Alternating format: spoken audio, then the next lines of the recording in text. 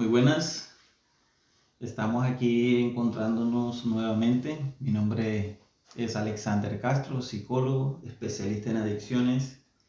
En videos anteriores hemos estado compartiendo un material con respecto a los puntos de vista, cómo se aborda la problemática de las adicciones.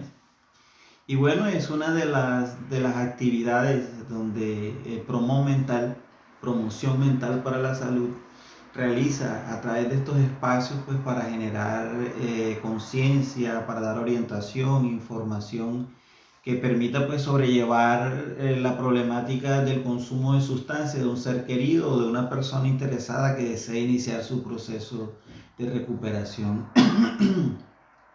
Entonces, estábamos en mora de hablar un poquito con respecto al tratamiento desde la virtualidad. ¿Será que es posible realizar tratamiento en un espacio virtual en línea para una persona que desee dejar la sustancia u otro comportamiento adictivo? ¿Qué variables intervienen en el diseño de este tratamiento? ¿Qué papel juega la familia, el entorno, las personas que lo rodean? Bueno, a través de estos minuticos vamos a compartir brevemente cómo es posible de que haya un tratamiento en línea virtual. Yo estuve googleando también y es poca la información que hay con respecto a lo que realmente se puede hacer a través de estos espacios y cómo y cuándo una persona puede acudir a un servicio de tratamiento virtual en el caso de las conductas adictivas. Y bueno, hay que tener en cuenta ciertas variables para ser muy objetivo en cuanto a la ayuda que le vamos a prestar al ser humano que está en estas condiciones o que requiere información o el proceso de incubación de su enfermedad, porque todos los individuos generan inmediatamente una problemática con el consumo de sustancias, sino que hay unas variables individuales que llevan a que la persona presente problemas en determinado tiempo, unas más con menos tiempo que otra. Mientras alguien puede durar 2 años de consumo, 6 meses, otra persona puede estar en 10, 15 años de consumo donde va a presentar la problemática o generando resistencia al cambio. Entonces hay que tener en cuenta todas estas variables, parte de la evaluación del profesional cuando vamos a dar orientación con respecto a esta situación, tiene que ver mucho con tener en cuenta las variables que vamos a considerar. Y una de ellas y muy fundamental es el tipo de sustancias. No todas las sustancias ameritan el mismo cuadro de intervención. Tenemos que ver la clasificación de ellas, la periodicidad de la persona en el proceso de consumo y ver hasta qué punto se requiere hacer una remisión a un manejo clínico dependiendo de la sustancia, y luego de ese espacio o momento de desintoxicación la persona puede acudir a un tratamiento psicoeducativo, llámese también comunidad terapéutica u otro, o en el caso que estamos exponiendo aquí, que es la virtualidad. ¿Cuándo ayuda a la persona estos procesos virtuales? Entonces, con respecto a la clasificación de las sustancias, tenemos lo que es por lo menos la clasificación. Esa clasificación se da según algunos autores, según el impacto en el sistema nervioso central. Hay sustancias que estimulan, hay sustancias que deprimen, hay sustancias mixtas que presentan dentro del ciclo de acción en el organismo del individuo ambas reacciones. Hay opiáceos, los opioides, los derivados de la morfina, heroína y sus derivados, meperidina, y todas estas sustancias que tienen que ver con los opiáceos, que también son de alto, digamos, impacto adictivo y que requieren una atención clínica. Entonces, teniendo en cuenta esta breve clasificación, una persona, un alcohólico crónico, una persona consumidora de opiáceos, requiere inicialmente una atención clínica. Vamos a hacer poco desde la virtualidad. Después que hayamos hecho una evaluación y nos demos cuenta de que estas sustancias son las que están perjudicando al individuo, debemos tener en cuenta que es el momento de hacer unas remisiones para que haya un manejo clínico inicialmente, porque el ser humano está experimentando una dependencia fisiológica de estas sustancias. El alcohol, los depresores, el alcohol, los sedantes, los opiáceos requieren una atención clínica inicial. En el caso de los opiáceos, una persona, inclusive cuando suspende el consumo de los opiáceos, de la heroína, morfina o derivado, puede presentar inclusive riesgo de vida al cortar con el consumo de esta sustancia, porque el síndrome de abstinencia son tan fuertes que puede llevarlo a la muerte inclusive. Los consumidores de opiáceos, digamos, su marco de vida, su ciclo de vida está muy determinado por lo que es, digamos, enfermedades relacionadas a las inyecciones, intoxicación aguda, una sobredosis, o inclusive en el síndrome de abstinencia hay pacientes que mueren al suspender esta sustancia. Por eso ahí cuando nosotros determinemos el tipo de sustancia, en este caso depresores opiáceos, debemos darle un manejo clínico y hacer la remisión adecuada.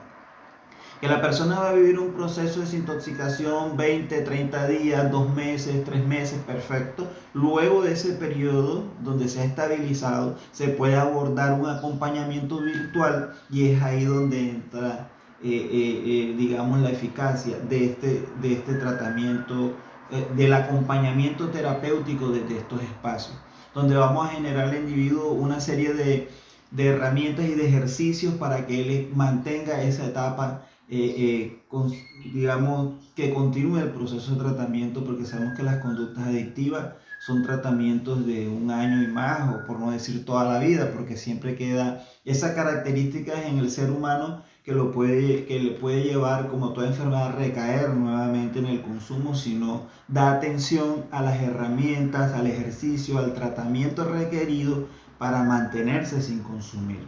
Las recaídas hacen parte del tratamiento, pero obviamente los factores de riesgo aminoran cuando hay un acompañamiento terapéutico desde la virtualidad.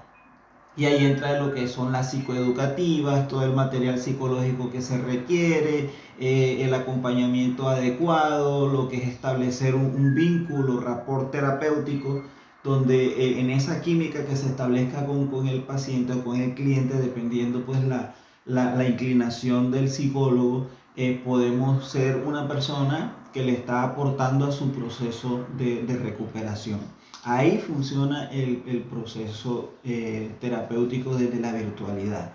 Por lo menos, si hay una sustancia y se tiene en cuenta también lo que decíamos, el periodo de incubación, si hay sustancias que apenas se están iniciando de menor impacto, como un adolescente que inicia con el consumo de marihuana, que ha tenido experiencia de 2 o 3 depresores o sustancias psicotrópicas como las que utilizan, las que se recetan específicamente para trastornos mentales, pero que está en el mercado y de pronto ha consumido ribotril, cocuán o alguno de estos, lorazepam o alguna de estas sustancias que son de manejo clínico específicamente.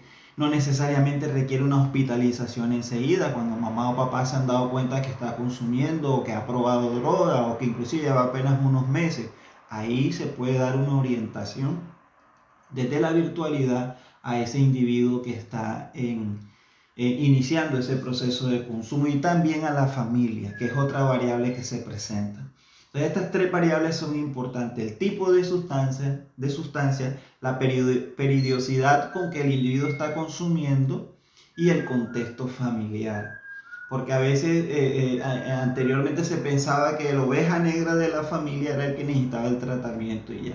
No, para poder tener un enfoque más completo desde el punto de vista sistémico familiar, también se tiene que evaluar el entorno de la persona, porque inclusive de pronto se requiere mucha, digamos, compromiso también familiar para que se le facilite al ser humano, sea joven o el que se encuentra en el vínculo familiar, el proceso de recuperación. Y también hay un compromiso familiar muy importante ahí, porque a veces algunos miembros de la familia requieren generar ciertos cambios también comportamentales para facilitar la rehabilitación de su familiar. De pronto el joven empezó a fumar marihuana, ha tenido contacto con otras sustancias, pero si de pronto hay un consumo programado o otro tipo de adicciones como de alcoholismo programado en un papá, en otro hermano, entonces ahí estamos viendo que sistémicamente hay un cuadro de consumo donde se va a establecer una serie